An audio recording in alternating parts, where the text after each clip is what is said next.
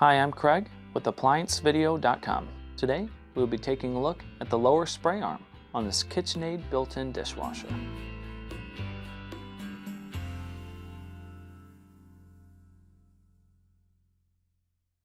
Stop. Before beginning any repair, always be sure to disconnect the power to the appliance.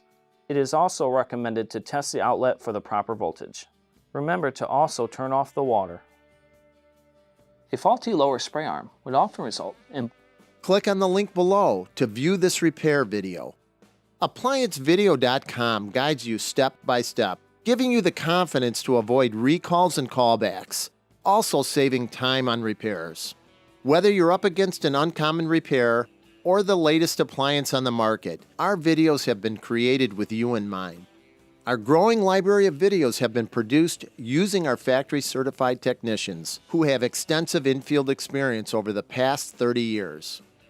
ApplianceVideo.com provides high-quality repair videos that anyone can follow, regardless of their skill level. We are here to help. Click on the link below to view this repair video and let us help you do it right the first time.